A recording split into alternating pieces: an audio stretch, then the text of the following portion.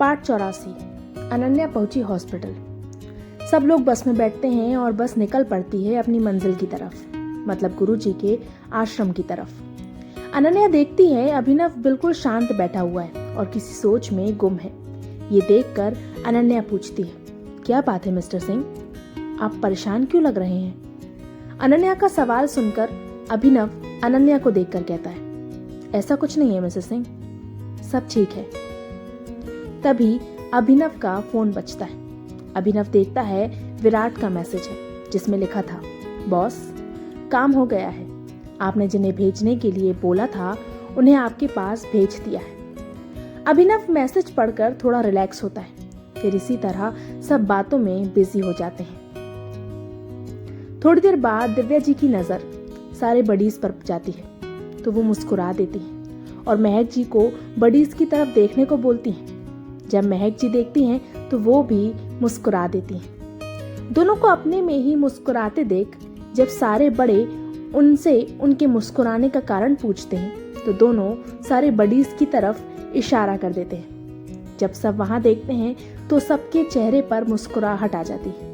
वो देखते हैं सारे बडीज अपने अपने पार्टनर के साथ एक दूसरे के कंधे पर सिर टिकाए बड़े आराम से सो रहे हैं। सबको सोता देखकर अरविंद जी हंसते हुए कहते हैं ये लोग तो ऐसे सो रहे हैं जैसे कितने पहाड़ के पत्थर तोड़े हो और नहीं तो क्या, कल काफी थक गए होंगे। पूर्वा जी हंसते हुए कहती है। पूर्वा जी की बातों का मतलब समझकर सब पहले उन्हें हैरानी से देखते हैं, फिर सब हंस पड़ते हैं। वहीं नीलिमा जी और नंदिनी का ध्यान तो केवल अनन्या और अभिनव पर था, जो एक दूसरे को हक करके सीट पर बैठे बैठे ही सो रहे थे। ऐसे ही सब बातों में मशगूल होकर सफर का मजा ले रहे थे। तभी अचानक से एक झटके के साथ बस रुकती है। ऐसे अचानक से बस के रुकने से सबकी नींद खुल जाती है। आलोक जी बस ड्राइवर को डांटते हुए कहते हैं, ये क्या तरीका है सुरेश, ऐसे एकदम से ब्रेक क्यों लगाया तुमने? माफ कर दीजिए सर, पर सामने बहुत सारी गाड़ियां अचानक से आ गईं। बस ड्राइवर सुरेश कहता है। सुरेश की बात सुनकर सब खिड़की से बाहर देखने लगते हैं। अभिनव अपनी सीट से खड़े होकर बाहर आकर देखता है तो गुस्से से उसकी नसें तन जाती हैं। वहीं नीलिमा जी जब सामने देखती हैं तो उनके चेहरे पर एक शैतानी मुस्कान आ जाती है। अभिनव को गुस्से में देखकर धीरे धीरे सब बस से नीचे उतर कर देखते हैं तो पाते हैं सामने करण और उसके डैड संदीप ओबेरॉय खड़े थे और उनके पीछे बहुत से आदमी भी थे। दोनों को अपने सामने देखकर सब गुस्से से लाल हो जाते हैं। तुम यहाँ क्या कर रहे हो, हमारा रास्ता छोड़ो, अभिनव गुस्से से कहता है तो सामने खड़ा करण मुस्कुराते हुए कहता है, कितनी बड़ी गलतफहमी पाल रखी है तुमने मिस्टर अभिनव सिंह। तुम्हें क्या लगा तुम कहोगे कि हमारा रास्ता छोड़ो और हम तुमसे डरकर तुम्हारी बात मान लेंगे? क्या कर रहे हो, यहाँ क्यों आए हो? इतनी बार मुंह की खाने के बाद भी बेशर्मों की तरह अपना मुंह उठाकर चले आते हो संदीप। नील जी आगे आकर कहते हैं तो संदीप ओबेरॉय मुस्कुराते हुए कहता है, क्या करें नील, तुम्हें नुकसान पहुंचाए बिना हमें चैन ही नहीं मिलता, इसलिए आना पड़ता है। कहकर अपने एक आदमी को इशारा करते हैं। तभी एक गोली चलती है, पर तभी नीलिमा जी की नील जी को अपनी तरफ खींच लेती है और वो गोली नील जी के हाथों को छू कर निकल जाती है। गोली की आवाज से सब डर जाते हैं, पर नील जी को सही सलामत देखकर सब चैन की सांस लेते हैं। वहीं नील जी नीलिमा जी को खुद की इतनी फिक्र करता देख मुस्कुरा देते हैं, पर तभी नीलिमा जी की बात सुनकर उनके दिल में नीलिमा जी के लिए जो थोड़ा प्यार जगा था वो भी मर जाता है। नीलिमा जी गुस्से से सामने खड़े संदीप को देखकर कहती है, ये क्या कर रहे हो संदीप, मैंने तुम्हें केवल उस अनन्या को नुकसान पहुंचाने के लिए कहा था और तुम हो कि मेरे भाई पर गोली चला रहे हो। नीलिमा जी की बात सुनकर सब शौक रह जाते हैं। वहीं अपने प्रति नीलिमा जी के मन में इतनी कड़वाहट देखकर अनन्या की आंखों में आंसू आ जाते हैं। संदीप ओबेरॉय नीलिमा जी को देखकर मुस्कुराते हुए कहता है, तुम्हें क्या लगता है, तुम जो कहोगी मैं वो करूंगा। अरे जो अपने सगे भाई की नहीं हो सकी वो मेरी क्या होगी। मैं बस एक मौका ढूंढ रहा था जो मुझे तुम्हारे जरिए मिल गया। संदीप की बात सुनकर नीलिमा जी को विश्वास ही नहीं होता। उन्हें अब अफसोस हो रहा था कि आखिर क्यों उन्होंने संदीप ओबेरॉय की मदद की। नीलिमा जी अपने ख्याल से बाहर भी नहीं आई थी, तभी संदीप अपने आदमियों को इशारा करता है और संदीप का इशारा पाते ही सारे आदमी जो संदीप और करण के साथ आए थे वो सब अनन्या और बाकी सब की तरफ बढ़ने लगते हैं। पर इससे पहले कि कोई कुछ कर पाता तभी एक साथ 4-5 गाड़ियां फुल स्पीड से वहां आकर रुकती और उन गाड़ियों से बॉडीगार्ड्स उतरते हैं। ये अभिनव के गार्ड थे जिन्हें अभिनव ने विराट से कहकर अपने पीछे आने को बोला था। बॉडीगार्ड जाकर सारे फैमिली मेंबर को प्रोटेक्ट करते हैं। वहीं कुछ बॉडीगार्ड संदीप और करण के आदमियों से निपट रहे थे। कुछ ने संदीप और करण को अपनी गन पॉइंट पर लिया हुआ था। एकदम से पूरा पासा पलट गया था जिसे देखकर संदीप और करण हैरान थे। वहीं दोनों के चेहरे का रंग उतरा देखकर अभिनव मुस्कुराते हुए आगे आकर कहता है, तुम लोगों को क्या लगा कि द बिजनेस टाइकून अभिनव सिंह अपनी फैमिली के साथ बिना सिक्योरिटी और बॉडीगार्ड के घूमने निकलेगा? यू नो व्हाट, तुम लोगों पर मेरी नज़र पहले दिन से ही थी, क्योंकि तुम लोग वो कुत्ते की दुम हो जो कभी सीधी नहीं होती। तुम बाप बेटे हमें खत्म करना चाहते थे ना, अब तुम दोनों का नामो निशान तक किसी को नहीं मिलेगा। खत्म कर दो दोनों बाप बेटों को। अपने बॉडीगार्ड से कहकर अभिनव सबको वापस बस में चलने को बोलता है। इससे पहले कि सब बस में चढ़ पाते गोली चलने की आवाज आती है और इसी के साथ नीलिमा जी की आवाज आती है, अनन्या। नीलिमा जी की आवाज सुनकर सब पीछे पलटते हैं तो वहां का नजारा देखकर हैरान रह जाते हैं। अनन्या खून से लथपथ नीचे गिरी पड़ी थी और वहीं पास में ही नंदिनी गिरी हुई थी और सामने करण के हाथ में रिवॉल्वर थी। अनन्या की ऐसी हालत देखकर सब उसका नाम पुकारते हुए उसके पास भागते हैं। वहीं अभिनव तो जैसे जम गया था, वो जहां था वहीं खड़ा था। इससे पहले कि करण किसी और को कोई नुकसान पहुंचा पाता, अभिनव के बॉडीगार्ड जल्दी से करण से रिवॉल्वर छीनकर उसको और संदीप को शूट कर देते हैं। नील जी नीलिमा जी को अनन्या से दूर करते हैं, जो अनन्या के पास बैठी उसे ही संभाल रही थी, और खुद अनन्या को संभालते हैं।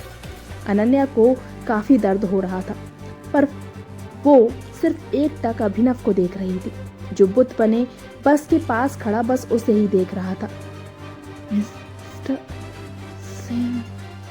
अनन्या बड़ी हिम्मत करके अभिनव का नाम लेकर उसे पुकारती है और इसी के साथ अभिनव की आंखों से आंसू बह निकलते हैं। वो होश में आता है और जल्दी से अनन्या के पास जाकर बिना कुछ कहे उसे अपनी गोद में उठाकर गाड़ी के पास जाता है। परिस्थिति को समझकर अभिनव का एक बॉडीगार्ड अभिनव के पीछे गाड़ी के पास जाता है और ड्राइविंग संभालते हुए गाड़ी को सीधा हॉस्पिटल की तरफ बढ़ा देता है। वहीं सारी फैमिली मेंबर जल्दी से अभिनव के पीछे जाते हैं। जल्दी ही सब हॉस्पिटल में होते हैं और अनन्या को तुरंत इमरजेंसी वार्ड में ले जाया जाता है। अभिनव और बाकी सारे लोग बाहर ही इंतजार कर रहे होते हैं। इस समय सबके चेहरे पर बस डर था। अभिनव ने अब तक किसी की तरफ देखा तक नहीं था। उसे तो बस अनन्या की फिक्र हो रही थी। उसे अब अपना सपना सच होते दिख रहा था। सब अपने में ही खोए थे, तभी सबके कानों में एक जोर की आवाज आती है और सबकी नजरें आवाज की दिशा में घूम जाती हैं, जहां वरुण खड़ा हुआ था और उसके सामने नंदिनी अपने गाल पर हाथ रखे खड़ी थी। वरुण गुस्से से नंदिनी को देखकर कहता है, छी, नफरत हो रही है मुझे तुमसे। ये सोचकर गुस्सा आ रहा है कि मैंने तुम जैसी गिरी हुई लड़की से प्यार कैसे कर लिया। एक तुम हो जो अपनी बहन को मारने के लिए प्लान बना रही हो, और एक तुम्हारी वो बहन है जो तुम्हारी जिंदगी में खुशियां लाने के लिए मुझसे रिक्वेस्ट कर रही थी कि मैं तुम्हें अपने साथ लेकर जाऊं। वरुण की बात सुनकर नीलिमा जी और नंदिनी हैरानी से वरुण को देखने लगते हैं। वहीं बाकी सबके मन में अनन्या को लेकर इज्जत और बढ़ जाती है। ये तुम क्या बोल रहे हो वरुण? नंदिनी हैरानी से वरुण को देखकर कहती है तो वरुण गुस्से से कहता है, सच बोल रहा हूँ। मैं आज यहाँ तुम्हें अनन्या के कहने पर ही अपने साथ लेने आया था। अनन्या चाहती थी कि आज विदाई के समय बाकी सबके साथ तुम्हारी भी विदाई हो। तुम मेरे साथ अपने असली घर चलो। वरुण की बात सुनकर नंदिनी को अब खुद से ही घिन हो रही थी। उसे खुद पर बहुत गुस्सा आ रहा था कि उसने अनन्या से इतनी नफरत की, पर उसके बाद भी अनन्या ने सिर्फ उसकी खुशियों के बारे में सोचा। वरुण की बातों से नंदिनी गिल्ट से भर जाती और रोते हुए कहती, सब मेरी गलती है, मेरी वजह से आज अनन्या यहाँ हॉस्पिटल में है। नंदिनी की बात सुनकर सब हैरान रह जाते हैं। अरुणा जी नंदिनी के पास आकर पूछती है, तुम्हारा मतलब क्या है नंदिनी? अरुणा जी का सवाल सुनकर नंदिनी रोते हुए कहती है, वो गोली अनु को नहीं लगने वाली थी, पर अनु ने मुझे साइड करके खुद पर वो गोली ले ली। साफ साफ बताओ। अरुणा जी नंदिनी को देखकर पूछती है तो नंदिनी कहना शुरू करती है, जब सब वापस बस की तरफ बढ़ने लगते हैं तो अचानक से अनन्या का ध्यान करण पर जाता है, जो अपने पास खड़े बॉडीगार्ड से उसकी गन छीनकर नंदिनी पर शूट करने वाला था। पर इससे पहले कि नंदिनी को वो गोली लगती, अनन्या नंदिनी को दूर ढकेल देती है और इसी के साथ करण की गोली का निशान अनन्या बन जाती है। वो गोली लगने के साथ ही वहां पड़े पत्थरों के पास अनन्या अपने पेट के बल गिर जाती है। नंदिनी से सब कुछ सुनने के बाद सबकी आंखें नाम हो जाती हैं। वहीं अभिनव बस एक टक उस रूम की तरफ देख रहा होता है जहां डॉक्टर अनन्या को लेकर गए थे। काफी टाइम हो गया था, पर अब तक ऑपरेशन रूम से कोई बाहर नहीं आया था। सब बस प्रार्थना कर रहे थे कि अनन्या जल्दी से ठीक हो जाए। नील जी की भी ड्रेसिंग कर दी गई थी। हालांकि उनका घाव ज्यादा गहरा नहीं था, पर फिर भी सबके कहने पर उन्हें अपनी चोट पर दवाई लगवानी पड़ी। लगभग 4 घंटे बाद ऑपरेशन रूम का डोर खुलता है और डॉक्टर बाहर आते हैं। उनके आते ही सब उस तरफ बढ़ जाते हैं। डॉक्टर, मेरी वाइफ कैसी है, वो ठीक है ना? अभिनव बेचैन सा डॉक्टर को देखकर पूछता है तो डॉक्टर अभिनव को देखकर कहते हैं, don't worry mister Singh, doctor Ananya बिल्कुल ठीक है। हमने उनको ऑपरेशन करके बुलेट निकाल दी है। अब वो खतरे से बाहर हैं। कल तक उन्हें होश भी आ जाएगा। डॉक्टर की बात सुनकर सब चैन की सांस लेते हैं। अभिनव डॉक्टर को देखकर पूछता है, क्या मैं मिल सकता हूं उससे? अभी तो वो बेहोश हैं, आप सब उन्हें दूर से देख सकते हैं, कहकर डॉक्टर चले जाते हैं। थोड़ी देर बाद अभिनव के कहने पर सब अनन्या से मिलकर घर चले जाते हैं। वहीं अभिनव अनन्या के रूम में उसके पास बैठा बस उसे ही देखता है और कब उसे नींद आ जाती है उसे पता ही नहीं चलता। अगली सुबह अनन्या को जब होश आता है तो वो अपने आसपास देखती है, पर उसे कोई नहीं दिखता। उसे अपने हाथ पर कुछ भारी लगता है तो वो अपने साइड में देखती है तो उसे वहां अभिनव दिखता है, जो अनन्या का हाथ पकड़कर सोया हुआ था। इस वक्त अनन्या को अभिनव किसी मासूम बच्चे से कम नहीं लग रहा था। तभी उसकी नजर अभिनव के गालों पर जाती है, जिस पर आंसू के निशान बने हुए थे, जिसे साफ लग रहा था कि अभिनव कल बहुत रोया था। अभिनव को ऐसे देखकर अनन्या को बहुत बुरा लगता है और वो उसके सर पर अपना हाथ फेरने लगती है। अनन्या के ऐसा करने से अभिनव की नींद खुल जाती है और वो अपने सामने अनन्या को होश में देखकर मुस्कुरा देता है और जल्दी से अनन्या को अपने गले से लगा लेता है। अभिनव के गले लगाने से ना केवल अभिनव को बल्कि अनन्या को भी बहुत सुकून मिल रहा था। थोड़ी देर बाद अभिनव अनन्या से अलग होता है और अनन्या को देखने लगता है। ऐसे क्या देख रहे हैं? अनन्या अभिनव को देखकर पूछती है तो अभिनव अनन्या को देखकर कहता है, बहुत डरा दिया तुमने मिसेस सिंह, दोबारा ऐसा कभी मत करना वरना मैं मर। अनन्या जल्दी से अभिनव के होठों पर अपने हाथ रखकर उसे आगे बोलने से रोक देती है और उसे देखकर कहती है, आपको कभी कुछ नहीं होगा और ऐसे गलत शब्द आप अपने मुंह में भी नहीं लाएंगे, समझे आप? अभिनव अनन्या की बात सुनकर मुस्कुरा देता है। थोड़ी देर बाद सब अनन्या से मिलने आ जाते हैं और उसका हालचाल पूछते हैं। अनन्या की नजर नंदिनी और नीलिमा जी पर जाती है, जो अपना सर नीचे किए खड़ी थी। अनन्या दोनों को देखकर कहती है, बुआ जी, नंदू दी, क्या आप दोनों मुझसे मेरा हालचाल नहीं पूछेंगी? अनन्या द्वारा खुद को इतनी इज्जत से पुकारते देख दोनों की आंखें नम हो जाती हैं और वो दोनों अपनी नम आंखों से अनन्या को देखने लगती हैं। नीलिमा जी अनन्या के पास आकर कहती है, मुझे माफ कर दो अनन्या, मेरी नफरत की वजह से ही आज तुम्हारा ये हाल है।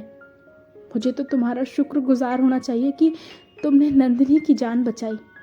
आप माफ़ी क्यों मांग रही हैं बुआ जी? आपने कुछ गलत नहीं किया। आपने जो कुछ किया वो बस गुस्से में किया। अनन्या मुस्कुराते हुए कहती है तो नीलिमा जी रोते हुए कहती है पर फिर मेरी वजह से एकदम चुप। अब कोई रोना धोना नहीं। अब आप मुझे बस ढेर सारा प्यार देना जो आपने मुझे पहले नहीं दिया। अनन्या बीच में ही नीलिमा जी को रोक कर कहती है।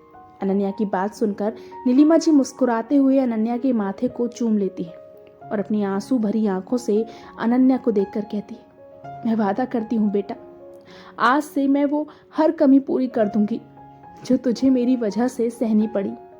नीलिमा जी की बात सुनकर वहां खड़ा हर इंसान मुस्कुरा देता है। देर से ही सही पर आज नीलिमा जी ने अनन्या को अपना लिया था। इसी बात से सब खुश थे।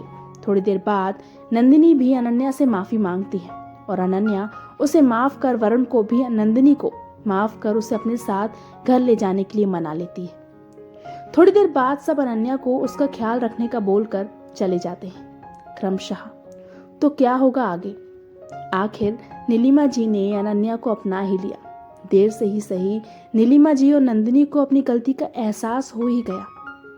कहते हैं प्रायश्चित से बड़ा और कोई सजा नहीं होती और आखिर आज दोनों को अपनी गलतियों का प्रायश्चित हो ही गया। तो चलिए जानते हैं आगे क्या होगा। बने रहिए मेरे साथ। मेरी वीडियो को लाइक कीजिए, मुझे सब्सक्राइब कीजिए और पढ़ते रहिए मेरी ये कहानी।